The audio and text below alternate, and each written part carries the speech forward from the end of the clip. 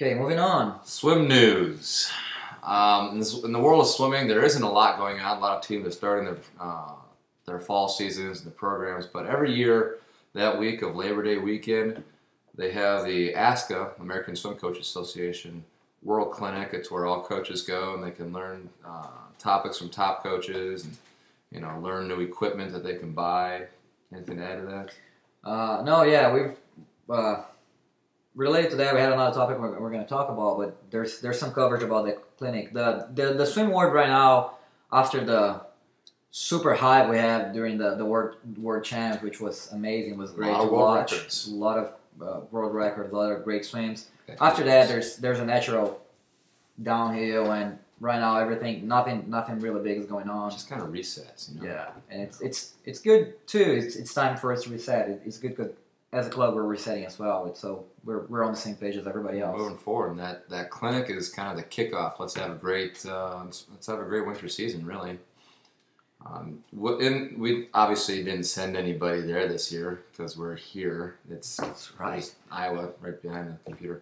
But maybe in the future we'll have people go. I went last year to Vegas. It was great because I am all a swimming nerd. I was front row, very middle seat for Bob Bowman's talk on Michael Phelps. But anyway, it's a great clinic, and we'll be sending coaches there. It helps us learn more about what we're doing.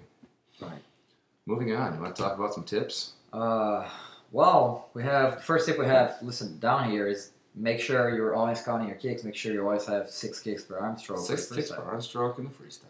Yeah, more and more we're seeing that used to be a sprinter type of stroke. Right now, from the mile to the 50s, everybody's doing it. You have to do it. It helps your body positioning, and that's going to be very important now that the suits are gone. And it helps you with propulsion as well. So really, you gotta make sure you're kicking hard. Kick is everything. And again, what you do in practice, what you do in competition. So if you're not kicking in practice, you can't really expect to kick in meets. It's not gonna happen. What about the arm stroke? When you have your arm stroke, you always want to work on the acceleration of the hand. You start off, with the catch, and you want to accelerate through the stroke. That's going to generate a lot of power. Okay, everything works in swimming as a wave or an acceleration. And with your arms, sometimes we forget that you need to accelerate the hand for some people, and the other set of people just pull fast all the way through. And you can't have the same force because you tend to lose the water. You have to accelerate. You have to continue to apply more force as you go through. So work on accelerating in all your strokes. Okay. Right. Last tip we have for today is we're talking about participation of the core during the dryland exercises. We're basically giving a lot of emphasis on core on form during the drylands, and that is really important because that helps you to have that tight core as a second nature. Really helps you activating your core muscles without thinking about them. And again, that's really going to help your body position, which without the help that the suits are giving is going to be super important in the next year. Yeah, the suits were great because they compressed your core, okay, made it tight, and you had a solid base from which to pull off of. We don't have that anymore, so it's getting back to how can we work hard to create that without having suits.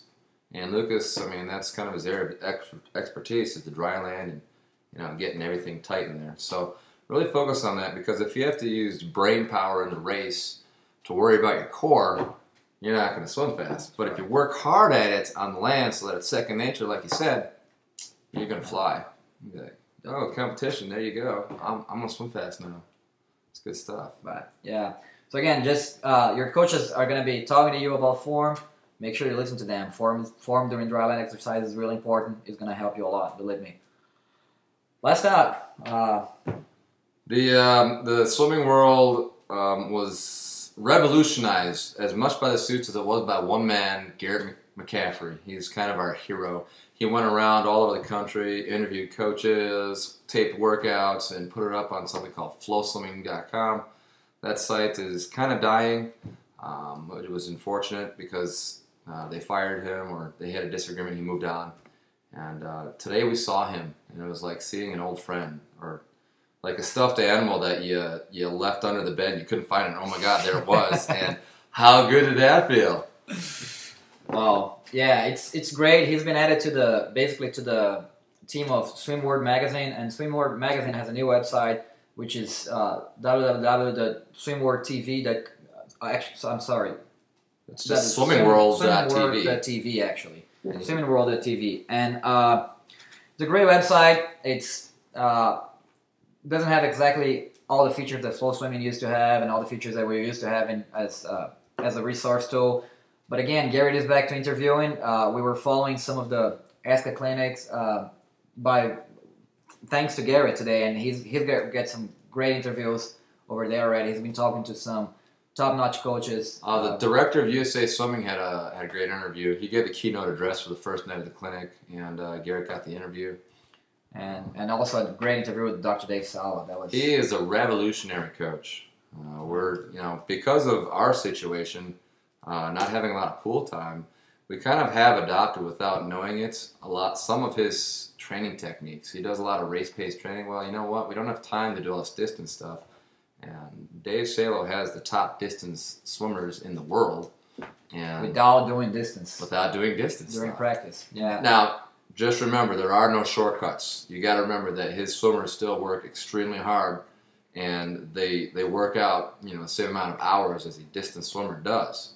That's true. They just do less volume swimming, but they swim intense pretty much the whole time.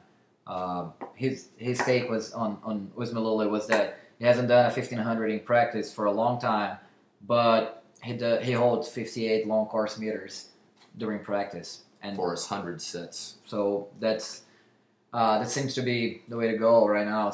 And his comment was, it was teaching my distance swimmers how to sprint the mile and sprint the 500. So there isn't essentially any distance in the sport of swimming. It really is a lot of going fast all the time. That's true. More and more. You just got to be intense with it. Get up and race hard. All right, I think that's all we had for today. Make sure to check on those websites we gave you. Make sure to listen to those tips again. Think about those before practice. And that's it for this week. All right, we'll see you on Monday.